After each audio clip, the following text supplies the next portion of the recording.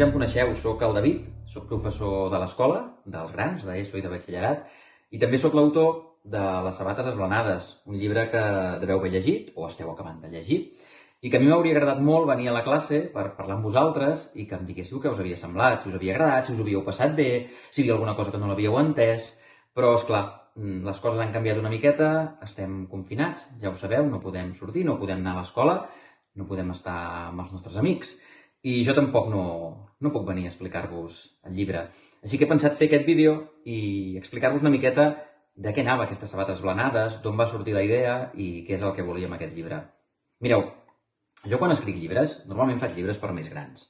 N'he fet alguns per nens més petits i aquest per vosaltres, que esteu al mig. Jo quan faig un llibre sempre vull que qui el llegeixi s'ho passi bé. I per això he fet aquesta aventura, una aventura per Sabadell. Impossible fer-la a un lloc més a prop, a la nostra ciutat, i passen coses fantàstiques, ja ho heu vist. 5 nois i noies, un divendres a la tarda, surten de l'escola, comença a ploure i... què passa?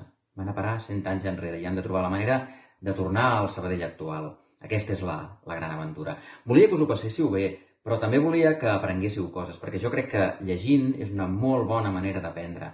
I amb les sabates esblanades podeu aprendre llocs de Sabadell, edificis emblemàtics, importants. Podeu aprendre també alguns personatges històrics que han estat destacats a la vida de la ciutat. Segurament n'heu trobat algun. Potser qui no hi posava el nom, i després si busqueu informació podeu descobrir qui són, gent que va fer coses molt importants. Veureu també que he fet servir algunes paraules que potser us sonaven una miqueta estranyes, paraules que només es diuen a Sabadell, esblanades. Què vol dir les sabates esblanades? Segurament ja ho heu descobert. I a part d'això, el que també volia era transmetre valors, el valor de la solidaritat, de compartir, d'estimar, de fer les coses amb els amics. És a dir, que dins d'aquest llibre, petitó, en una sola aventura, doncs hi ha moltes coses que crec que us poden semblar interessants. A mi el que m'agradaria també és que si teniu dubtes, si hi ha coses que no heu entès, m'ho pregunteu. Però, esclar, com que no ho podem fer en directe, doncs mira, m'ho apunteu en un paper, m'ho envieu per correu electrònic, i jo, quan ho rebi, us faré un altre vídeo i us contestaré amb totes les respostes que pugui. I, com que una altra part molt important d'aquest llibre són les il·lustracions, que no les he fet jo perquè jo de dibuixar no ho digueu a ningú, però no en sé gens, els ha fet una il·lustradora, també de Sabadell, que es diu Sílvia Morilla. I li deixo amb ella que us expliqui com va anar aquesta part. Sí? Hola, nois i noies, sóc la Sílvia Morilla, la il·lustradora de les sabates esblanades, com molt bé ha dit el David. Jo i el David havien d'haver vingut a la vostra escola, però no us amoïneu perquè ho farem així en vídeo. Així també us podrem explicar com s'ha anat construint i com s'ha anat fent les sabates esblanades, aquest llibre. Pel que em toca a mi, la part de les il·lustracions, la part dels dibuixos, us puc dir doncs, que quan el David em va proposar la idea, em vaig haver de llegir tot el llibre i va ser d'una revolada perquè em va agradar molt la història. I tot seguit vaig començar a pensar quins trossos podria començar a dibuixar, on aniria bé posar-hi cada dibuix.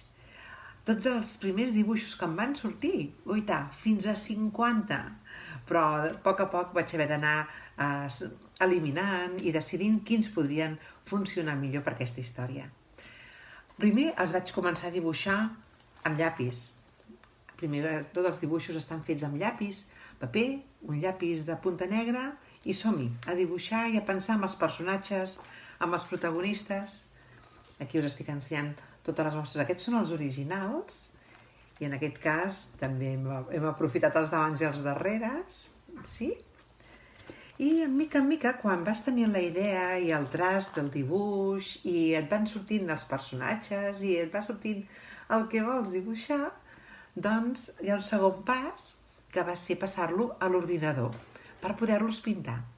Mireu, quan treballo amb l'ordinador, treballo amb la tauleta gràfica, que té un llapis digital aquí, i aleshores obrim un programa i els treballem per poder després obtenir aquest resultat, poder tenir els dibuixos pintats.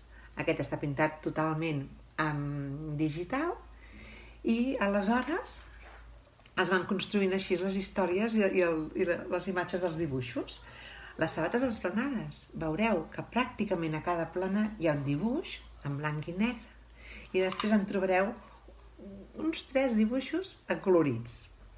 Que aquests els hem volgut fer amb doble pàgina perquè lluïssin i es veiessin ben bonics. La història és un passeig per Sabadell i Sabadell és tan bonic que l'havíem d'haver fet ben maco aquest llibre.